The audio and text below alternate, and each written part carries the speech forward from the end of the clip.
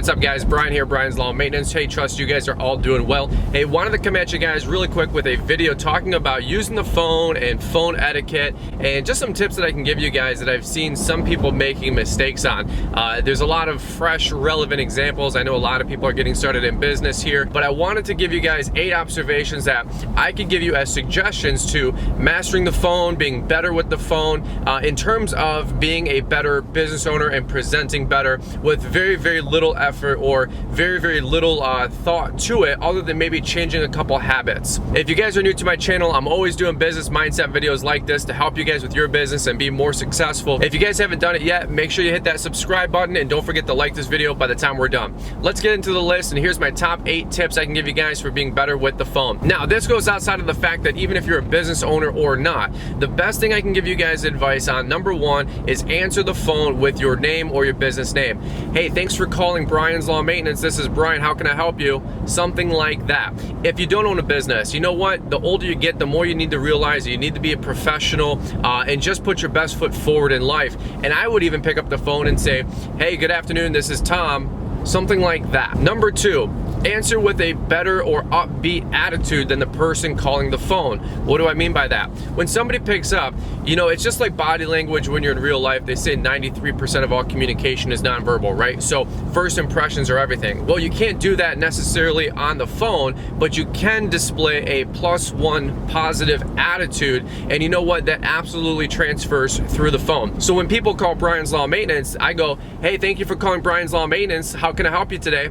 Something like that. They automatically know that I'm upbeat, I'm open for business, I'm excited about what I got my hands on, I'm passionate about what I'm doing. And you know what? That translates and transmutes through the phone, and that can give you a +1 over the competition who answers, hello.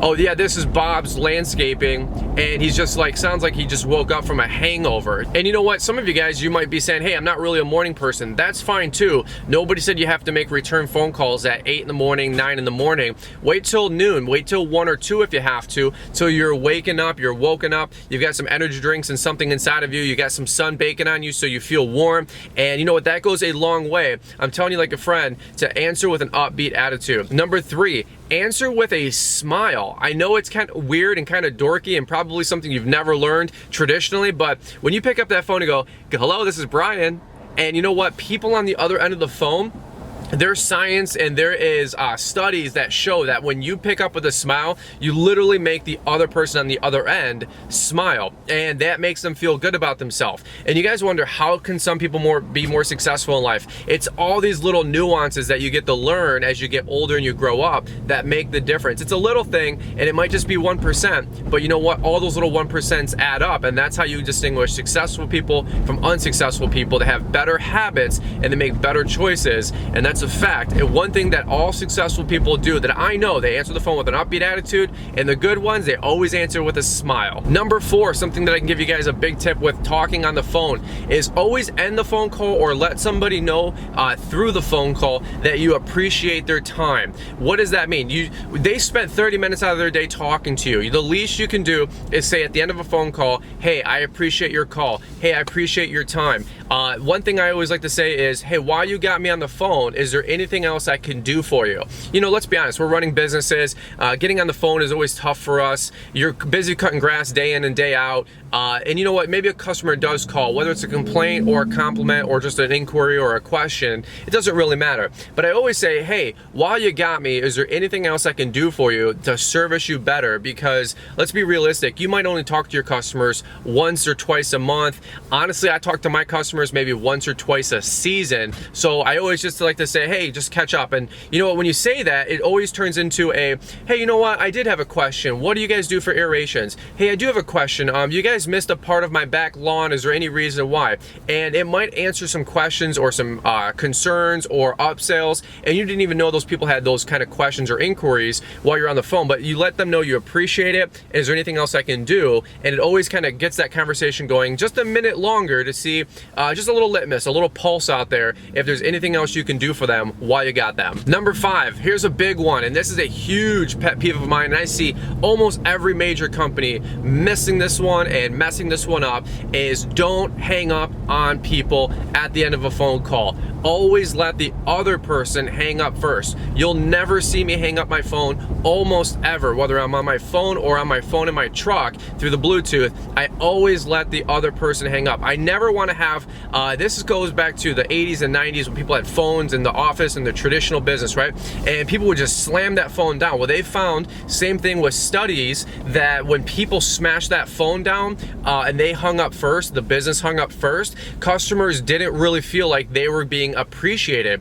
And you guys are like, really? Is this really a thing? I swear to God, these are those little 1% nuances that good sales programs and training programs will teach you guys.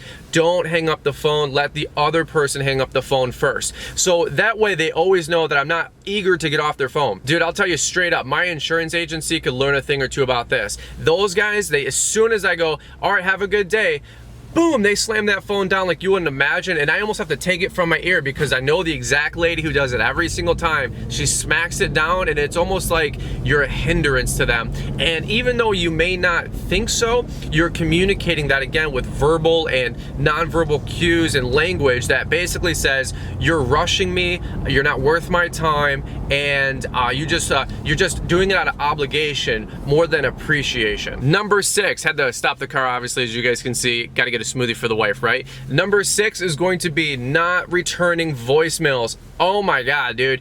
Guys, you gotta be realistic. Your name is everything when you're a small business owner. This isn't any industry, by the way. You have to spend time returning phone calls. And I know you get those phone calls and the service inquiry is out of your territory, your range of where you offer service. Hey, it's just a random missed phone call. Hey, I'm looking to get in touch with, Tammy.